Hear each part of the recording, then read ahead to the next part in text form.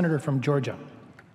Mr. President, I rise reluctantly to acknowledge that I'm going to vote in opposition to moving to cloture on this energy and water appropriations bill. Reluctant because I have supported every single movement to go to appropriation acts because that's what the United States Senate should be doing. But I will not reluctantly, but will passionately object for the following reason.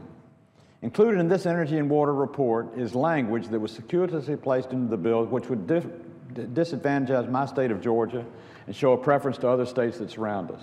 It is not our job as members of the Senate to circuitously write language into a bill that directs what policy this country's agencies should follow. My state, Florida, and Alabama have been in litigation for 30 years over what's called the water wars in the ACF and the ACT basin. They've been litigated and the cases have been dismissed from the courts. We have settled law in terms of the disposition of the responsibility of the Corps of Engineers. It's my responsibility as a representative of my state to do what's right, but it's also my responsibility to ask you the rhetorical question as follows. Should any member of the Senate be able in any way possible to circuitously place language into a bill that would disadvantage one state or advantage another without debate or without direction? If we become that type of a body in the Senate, we're no longer the most deliberative body in the world, we're the most punitive body in the world.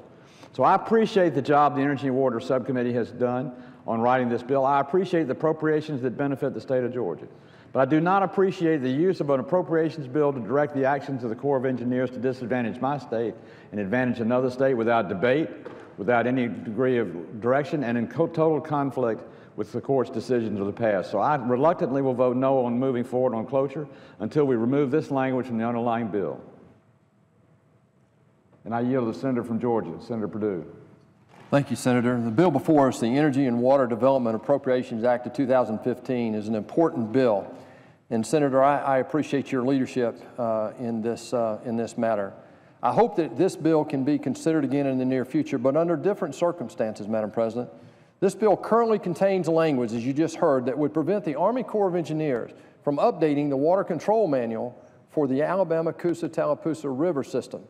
By blocking updates to the water control manual, this bill would give Alabama the power to vote any plan by the Army Corps of Engineers to veto any plan that they would come up with to use federal projects to accommodate both states' water supply needs. When we look at what's really happening here, though, it should concern every member of this body as well as every person in the United States. For the last 30 years, as the Senator just mentioned, the states of Georgia and Alabama have been in litigation about the use of water in the ACT river system. It's time we stop that. In instances like this, the court system is the best way to resolve these issues between the states, not the body that we're in today. Instead, the senior senator from Alabama has chosen to insert specific language in this bill to litigate this issue in the Senate instead of the courts. As anyone can imagine, with nearly 30 years of court cases and 60 years of water rights issues, the line between who is right and who is wrong can sometimes get blurry. But the fact is, the Senate should not be intervening in disputes between the states. This is an issue that should be decided by the courts, and the Senate certainly should not allow one senator to invalidate progress on a multi-state water issue problem. Several attempts have been made to get the governors of Alabama, Georgia, and Florida to get together and once and for all solve this issue. I want to applaud today Georgia's Governor Nathan Deal for his recent attempts to solve this issue and hope that one day we will reach a resolution of this problem that meets everybody's needs. But it seems for now, it seems incredibly short-sighted to force any party in the negotiating process to give in and to tip the scales in one state's favor. I've had my fair share of negotiations in my career, just as the senior senator from Georgia has in his business career. And I can tell you that forced negotiations never end well for anybody involved. I also know that the citizens of Georgia aren't in favor of prolonging this issue any further.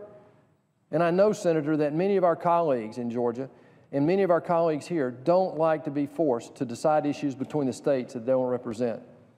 With that, Senator, it seems to me, it appears that it's greatly innocent. This bill incentivizes the state of Alabama to not negotiate and calls on our colleagues to adjudicate this matter without all the facts. Senator, can you give us your interpretation of this language one last time here? And I appreciate your leadership on this.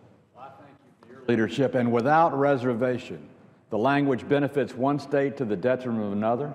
It's not the responsibility of the United States Senate to do so, and it's inappropriate. And I ask this question of every member of the Senate. If we became a body of equal representation, 2 senators per state, that could secure the right language into an appropriation bill that disadvantaged another state, would you want to be a part of that body? Or would you rather be a part of a body that debates, deletes, and delegates, and then does what's right for the citizens of the United States of America and right for those they represent? I appreciate very much the hard work of the Appropriations Subcommittee. They've done a good job. We appreciate the priorities that Georgia has gotten.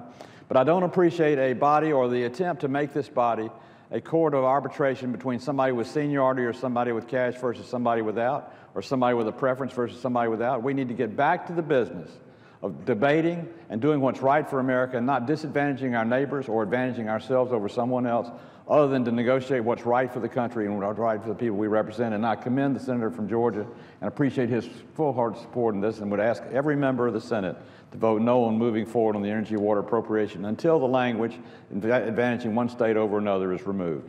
And I yield back the floor. The senator from Maine.